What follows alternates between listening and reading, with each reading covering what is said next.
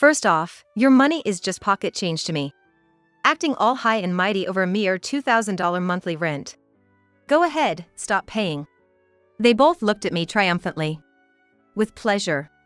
John and Alex must have thought I'd come crying and apologizing to them. They were surprised by my response. Fine by me. I'm dead serious about stopping the payments. With that, I left the house. And that's how I cut ties with John, Alex, and the family. My name is Eleanor. I'm a 47-year-old. I married John 18 years ago. I met him on the dating site. I'm plain-looking, short, and was nicknamed Sunfish as a kid. I was always teased by everyone growing up. Because of that, I never had much self-confidence. For me, with low self-esteem, marriage was a distant dream.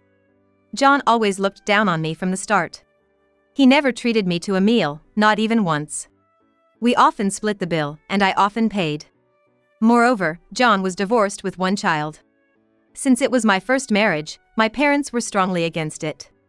But I never had the slightest intention of breaking up with John. It happened one day. While on a date, John proposed to me. You know, I think marrying you wouldn't be so bad. His condescending way of saying it shocked and honestly hurt me. I often daydreamed about the ideal words and scenario for a proposal. I wished for kinder words when being proposed to for marriage. Additionally, John's 14-year-old son, Alex, never warmed up to me. I dismissed it as typical teenage behavior, but he's never looked me in the eye while speaking, even to this day.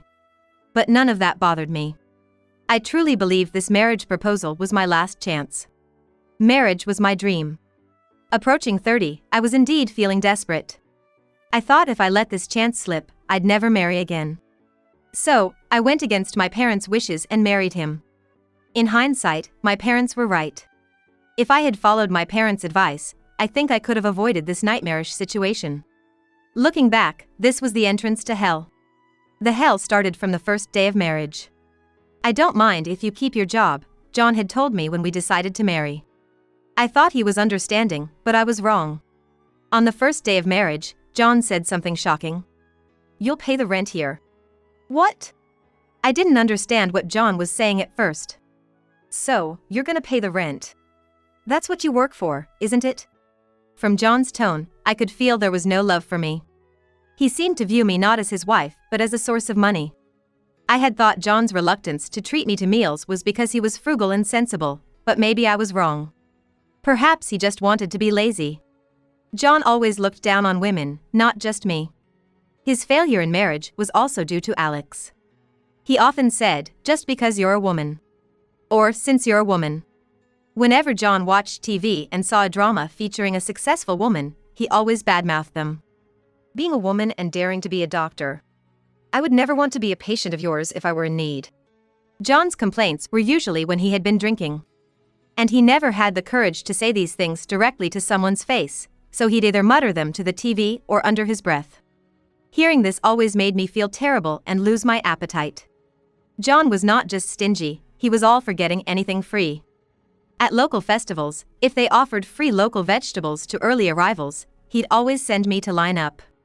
He'd show up just in time to collect vegetables for both of us. He would sign up for every sample and free trial. And it was always my job to turn down the follow-up sales pitches and persuasions. John also loved to make complaints. If there was even a slight issue with a purchased product, he'd definitely complain. His complaints were not loud or aggressive, but persistent and time-consuming. John once made a complaint at a supermarket and spent hours grumbling, even causing a female part-time worker to cry. Since that incident, I haven't shopped at that supermarket. I'm too embarrassed to show my face. John's complaining wasn't limited to outside, he did it at home too. He was meticulous, always nitpicking. This laundry, the collar's still dirty. John points out stains on shirts he's been wearing for years, stains that just won't come out. I take the shirt without talking back. If I did, I'd be in for a long lecture. He also nitpicks about other things, dirt in the corner of the entrance, water spots on the windows, damp hand towels. Dealing with John's complaints, my day just ends. John is not just a complainer, he's also harsh with people. He treats me like I'm some sort of servant. Since we got married, any kindness John had towards me has vanished. While dating, there was little kindness, but he showed some concern for me. Now, he has no hesitation in his demands. Even in the middle of the night, he'd send me out to buy liquor, or if he ran out of snacks, he'd order me to make more. He doesn't care if I'm asleep in the bedroom. Even after midnight, he'd come to the bedroom and kick my thigh. "Hey, I'm out of booze.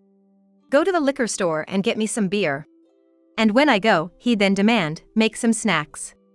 So, I often go to work sleep-deprived. John drinks heavily. Because of that, he often calls in sick to work, hungover. When he drinks till he passes out, he won't get up the next morning. Even on weekdays, he's sometimes passed out. On those days, it's my job to call his office and say, he's sick and won't make it in.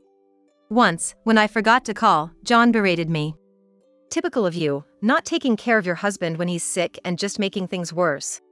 If you're useless, at least don't cause trouble." He drinks heavily and then can't get up because of the hangover. His hangovers are all his own doing. But he acts like it's my fault. When John's sleeping off a hangover, I try to be as quiet as possible. Once, when I used the vacuum cleaner, he got so angry, he lectured me for 2 hours. Now, when John's home, I use a broom to clean. John usually drinks when he's at home, so I can hardly ever use the vacuum cleaner. John's lectures are long. This is because he repeats the same things over and over. This time, I had to apologize for about 2 hours continually. I was mentally exhausted from John's treatment, and it had become a habit for me to live in a way that wouldn't upset him. John would drink and lead a sluggish life.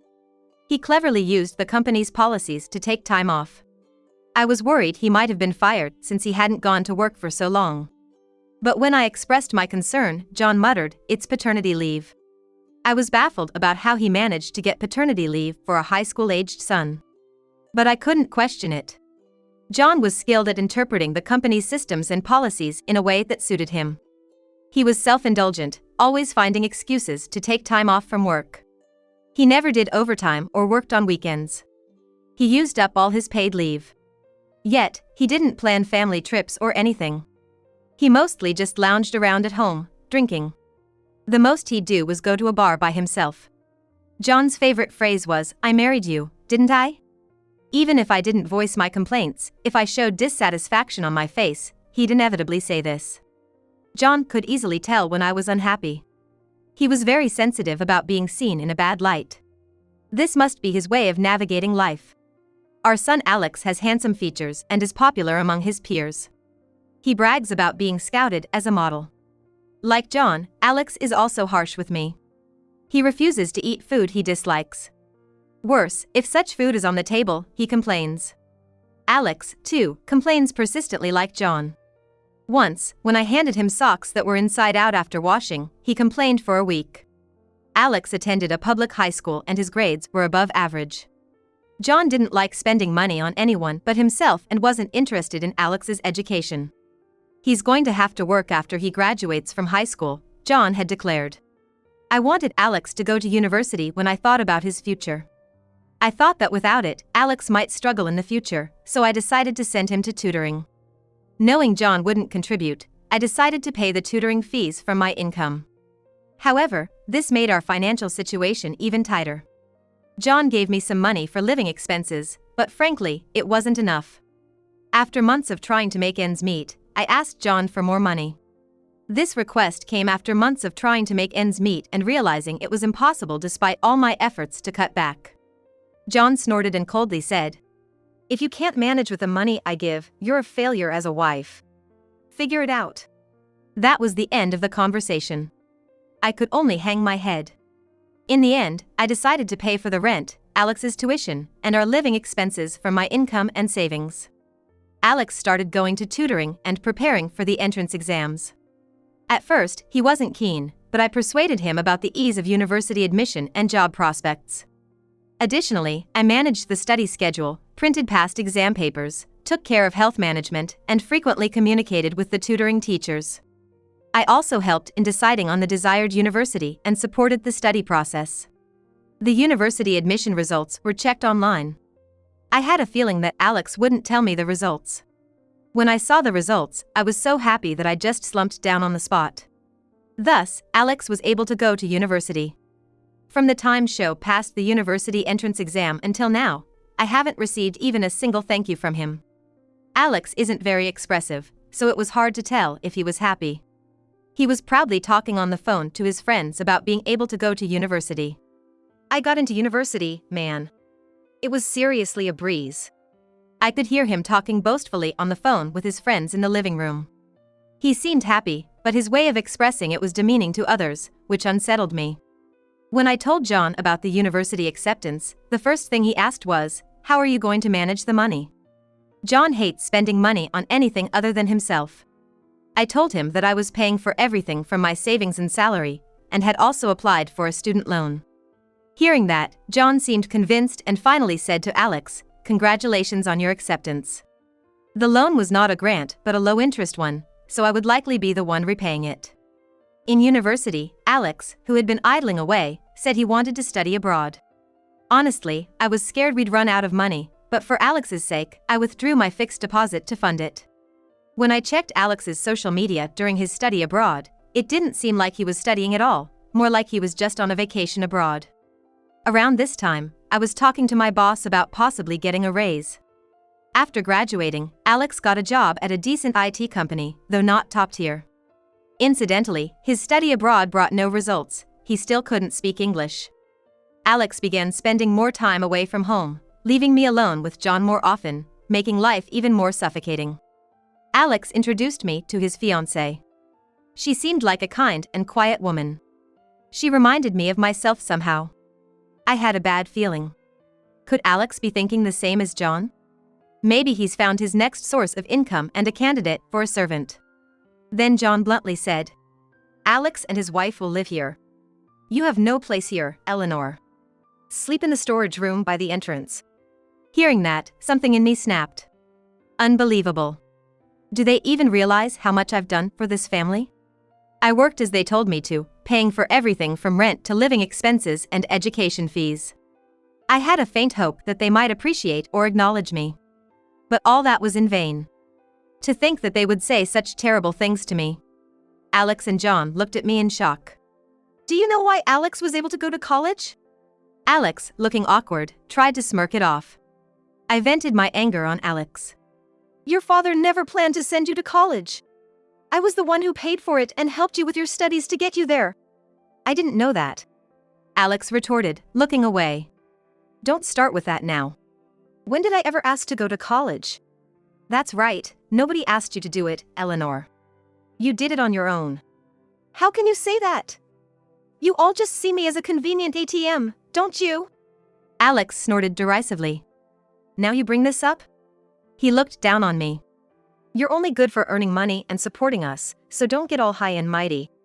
He seemed to thoroughly belittle me. "Enough." I couldn't take it anymore and stood up, kicking the chair. John grabbed my shoulder and forced me back into the seat. Then, with a cold tone, he said to me, "Hey Eleanor, how can you talk to Alex like that? Have you gone downhill not just in looks but in character too?" What cruel words. I had endured for 18 years. But I had reached my limit. "Stop it, John, and don't encourage Alex. He's not getting carried away. It's just how it is. You're just that in this house." Shocked and angry, tears welled up in my eyes. Seeing this, John and Alex scornfully said to me, "A woman like you, we never really accepted you as a wife. What are you getting all high and mighty about?" "That's right. Just because you contribute some money doesn't mean you can act all important." I glared at Alex. "If that's how you feel, I won't contribute any more money. Go ahead. I'm fed up with living with you anyway." "Fine, let's cut ties completely. You both have jobs, so you won't have trouble with money." "That's right, we can manage without your money. Besides, I'm getting married. After all, your money is just pocket change. Acting all high and mighty over a mere $2,000 monthly rent. Go ahead, stop paying." They both looked at me triumphantly. With pleasure. John and Alex must have thought I'd come crying and apologizing to them. They were surprised by my response. "Fine by me. I'm serious about stopping the payments." Surprise and fear appeared on John's face. John was inherently cowardly and weak-willed. He crumbles when confronted. "Well, it's fine. You're useless to us now anyway. Understood. I'll happily do that. I'm leaving this house and will have nothing more to do with you. With that, I left the house. That's how I cut ties with John and Alex. 3 months later, John called me. I was reluctant to answer, but I didn't want him to hold anything against me later, so I picked up. Eleanor? It's me, John, he said, his voice panicked. I briefly put down the phone and took a deep breath. I'm listening, what is it? Please, help me. I had suspected they might start struggling financially, but his panic was extraordinary. What? Why now? I thought I had cut ties with you all. I tried to stay calm and composed, even though my heart was racing. Don't say things like that. We're really in a tight spot right now. Can you just pay the rent again, just for now? We're family, after all. We were still legally married, as the divorce proceedings were ongoing. The discussions hadn't made much progress, so I was talking to a lawyer about going for a court divorce. Legally, we were still a couple, but I saw no reason nor had the inclination to help this man. What are you talking about? Who was it that called my money just pocket change? I might have said that, but I'm really in trouble now. John's voice quivered, sounding tearful. However, I knew this was just an act, his way of trying to worm his way back in. He was attempting to ingratiate himself with me again. I was wrong before, I'm sorry. Please, we're in danger of falling apart as a family. Hearing his words, I could sense that John was indeed in trouble. I responded mockingly. Oh, right. Alex got fired, didn't he? And now he's spending his nights at the police station. Alex had been caught embezzling company funds and was under police investigation. John seemed shocked. He seemed shocked, at a loss for words. After a moment, John managed to speak. How did you know about that? More importantly, did you know Alex's company was recently acquired? The company that bought it is where I work. What? There was a sound of something dropping. Apparently, John had dropped the phone. John knew about Alex's arrest, but didn't know that my company had acquired his. I was working at a company making AI semiconductor chips, which decided to take over Alex's IT company. During the acquisition process, Alex's embezzlement came to light. Our CEO is strict about ethics and won't tolerate fraud. Immediately, criminal charges were filed, and most of the involved parties were arrested. The reason I started working at this company was when Alex wanted to study abroad. That's when I asked for a raise. The person who listened to me then was my manager. He was talented and had led several developments leading to patents. He told me he was about to start his own company. I can't fully utilize my abilities if I stay in the current company, he often lamented. This manager invited me to join his new venture. The salary might be low initially, but we will surely succeed, he said passionately. I believed this person would definitely succeed, so I decided to change jobs without consulting John. In fact, at that time, I was not only avoiding consulting John, but also avoiding speaking to him altogether. I thought I could manage for a while with my savings and severance pay. Initially, the salary at the new company wasn't much. But as we obtained several AI-related patents, the company's performance soared. The CEO praised me for making operations run smoothly and for aiding in the smooth progress of development. I was often told by the CEO, without you, I wouldn't have been able to concentrate on development. Indeed, when the CEO focuses on development, he tends to neglect other aspects like company management and sales. I took on tasks like negotiating with banks and developing new business clients. Since we started as a small company, I had no choice but to do it myself. As development progressed, we expanded the company and hired more people. The company's growth wasn't just due to my efforts. The AI semiconductor developed by the CEO played a big part. The CEO told me my salary would increase, but I feared that if John found out about my sudden salary increase, he would exploit it. So, I kept my salary the same as it was at my previous company. Instead, I received company stocks as a form of compensation. Alex's wrongdoing involved inflating bills in collusion with a trading company. He made it look like the inflated charges were from an overseas company introduced by the trading company to avoid detection. He had been doing this for at least 2 years. The police are rigorously investigating him for other potential crimes. It was surprising that Alex could come up with such a scheme. Involving an overseas transaction, as it seemed too complicated for him to plan. The trading company claimed they did it reluctantly at Alex's request. I suspected there was a mastermind behind this plot. My gut feeling was that John might be involved. You planned Alex's scheme, didn't you? I asked John directly. John stuttered and fell silent. No way, he did that on his own. Really? He's been doing it for quite a while now. In a way, I think it's a remarkable talent. I taunted John to see his reaction. Well, yes, but it's a crime. It's not right to call it talent. But using overseas companies might have been a smart idea. So, you did plan it and had Alex carry it out. Why would you think that? The part about using overseas companies wasn't reported in the media. The fact that you know about it means you were involved. You just revealed a secret. I could hear John grinding his teeth. I'll report this to the police. Even if I don't, I think Alex will eventually confess. Don't mess around. This is all your fault. John kept talking, but I hung up midway. I didn't want to talk to John anymore. After that, he called several times, but I ignored all of them. I understood that they were in trouble with Alex's arrest. But John had his own income. I couldn't fathom why they were so desperate for money. 3 months later, I got another call from John. I ignored it at first, but I needed to retrieve some belongings from the house, so I called John back. John said he wanted to meet because it was too much to discuss over the phone. I agreed and decided to visit the house. The next day, I went to the house where I had lived until. It was clear that the house had fallen into disrepair. Nothing seemed to have been maintained. The pathway to the entrance was covered in fallen leaves and stained with water spots. Even the doorbell didn't ring when I pressed it. Maybe it was broken. When I grabbed the doorknob, the door opened. It wasn't locked. As I stepped inside, a stale smell hit my nostrils. It was likely the smell of rotting garbage. They hadn't even taken out the trash. I called out loudly for John. After a while, a hoarse voice replied, and the door to the living room opened. I recoiled at the sight of the man who appeared. The man who appeared was emaciated, with sunken eyes, patchy and completely white hair. His complexion was unnaturally yellow. I stared at him, unable to recognize who he was. Then the man spoke. It was John's voice, to my surprise. Could a person change this much? John looked at me, his eyes widening. You seem different somehow. Do you think so? But this house has become quite neglected. John snorted and went back to the living room. I followed John into the living room and was shocked by what I saw. The room was littered with garbage. The room was littered with garbage, more like a trash house than just a messy one. John seemed unconcerned and sat down at the dining table.